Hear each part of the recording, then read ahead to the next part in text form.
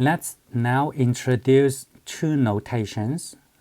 For some people who have taken calculus, these might not be new to you, but for those who have not yet taken calculus, let's talk about those, okay? They're very similar, okay? They're very similar. Once you know one, that's just the other one is just follows. All right, so we're going to talk about this notation. And this is Greek letter sigma. When you see that, that implies sum. That implies sum. That's why we call it summation notation. That means you are going to add. Okay. Now, k from 1 to n, here, this guy is called the lower limit. We are going to talk about a little more detail here real soon. This guy is called the upper limit. And this is your index variable, okay? Index variable. Now, of course, when you say sum, you have to tell me what you are adding, right? What are you adding? What are you summing? So here, this is called your summed. This is your summed.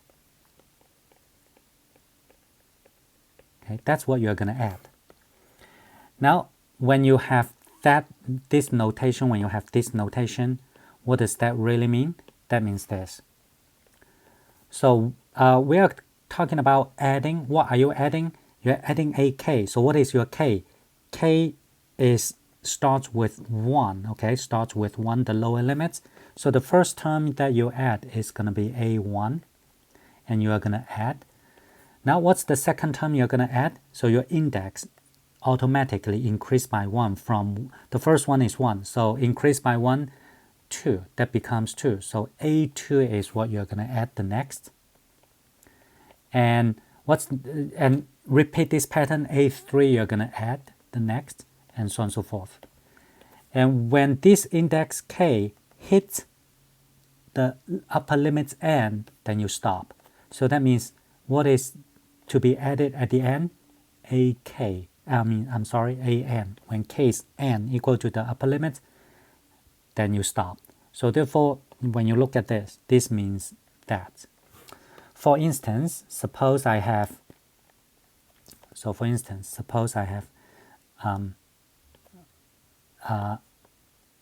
k from 1 to 5, ak. That means the first term you add is a1 because index k starts with 1. The second term you add is a2. It's just automatically the index increased by 1. a3, a4, a5.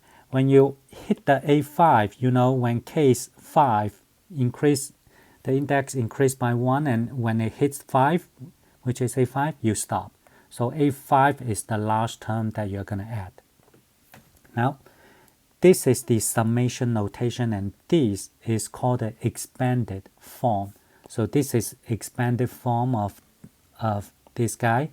So the expectation is when you see that, I hope that you are able to write its expanded form. And when you see the expanded form, you can write its summation notation. So back and forth. Now let's talk about this. This is more general. This means, so when you see summation k from m to n, ak, that means the first term you're going to add is when k is m. So therefore, you start with am. The next one will be am plus 1. You just increase the index by 1. And then now the next term to be added will be m plus 2 because you increase the index, this index by 1, then it becomes m plus 2, and so on and so forth. Okay. The very last term that you should add will be an. When this k equals n, then it stops. For instance, okay, let me align this nicely. So for instance, if I have summation k from 5 to 7 ak, so in this case, the first term I add will be a5 because when k is 5, that's the index starts with 5. so A5. And then you increase this by 1, increase the index by 1. And then when it becomes to A7, when the index is 7, that's the last term that we have in the list to be added. So therefore, this is the expanded form for this guy. So hopefully when you see that, you can write its summation notation.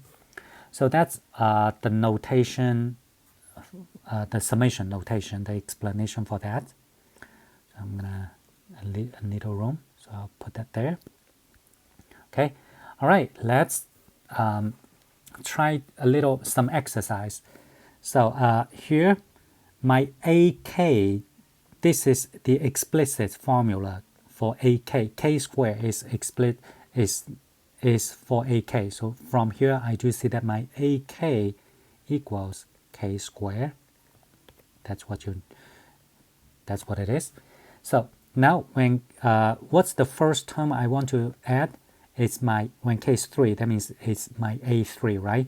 A3, just plug in K here. So the first term you're gonna have is when K is 3, you have 3 squared. That's when K is 3. So let me label. This is what happened when K is 3. That's what it is. I do know I have to add just because this symbol it means add. Now you increase K by 1, right? So therefore K now should be 4. Okay. When K is 4, K squared is the 4 square. Okay, 4 square. And again, you increase this K by 1, so now K is 5. So when K is 5, this is 5 square. Okay. And again, you increase K by 1, so K now is 6. And 6 square becomes, and then K square becomes 6 square. 6 square. And do you continue to add? No, because now K is equal to 6. 6 is the last K you can have. That's the upper limit. So therefore, that's all we have. If you use your calculator, this turns out to be 86. Okay. Now, let's take a look at the second one. Here, first of all, K starts with 4, and if you look at the upper limits, which is also 4, that means you have only one term. When K starts with 4, it automatically ends because it is the same as the upper limit. Therefore, when K is 4, then you have 5 times 4 plus 1. And you do not continue because this is already the upper limit. So you have only one thing here. You do not add multiple terms, which is 21. Now again, sometimes K doesn't have to begin with, K can start with any number. So this case, K starts with 0. So when K is 0, let's plug in 0 here, -1 raised to power 0 divided by 0 plus 1. That's my first term. Plus, and you increase the K by 1. So when K is 1, this is -1 raised to power 1 divided by 1 plus 1. Okay. Now increase K by 1 again. K equals 2. So -1 to the K, which is 2 square, divided by 2 plus 1. And you should stop because here K is equal to 2. Okay. So this gives us, the first one is going to be 1 minus 1/2 plus 1/3. Okay. So this is what it is, and which is equal to half, which is 6/5, right? 6/5. Okay. Now, so that's hopefully with these exercises you're getting more familiar with how to expand it and then do the operation. Now we have let's do the other way. Let's practice, like given an expanded form, let's try to find a summation notation. Write that into summation notation. Okay. So here I see that we begin with 1 plus 2 and 1 plus 3 square, 1 plus and 4 cubed, 1 plus 5 to the fourth. And you probably see that the pattern is like this is 2 to the power 1, this is 3 to the power 2, 4 to the power 3, 5 to the power 4, and so on and so forth. And also, do you see the sign is alternating, right? So with that observation, you can begin with summation. Summation, even though the alternating, this is still considered as summation. You just introduce a negative 1 raised to some certain power. If you want the index to begin with, really some people, this is might be different people have different opinion here. So I'm going to begin with 2 because I just see the 2 here, okay? 2, 3, 4, 5. So just pick some kind of nice to start with 2. And with that, I know the last one ends with 5.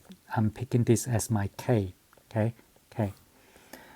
So here, negative 1 raised to, I do see that odd number of terms. The odd number terms, it's positive. The even number terms, that's negative. So I want to create such when it is odd, it starts with k. When this k is 2, the first one is positive. So I'm going to just let this be k because it starts with an even number. So I just negative 1 raised to power 2 is happen to be positive. I'll just use the k. And here this is 1 plus the k, right? To the power k minus 1, right? And then close that. Let's check. Let's check. Always good to check. When k is 2, let's do some mental checking.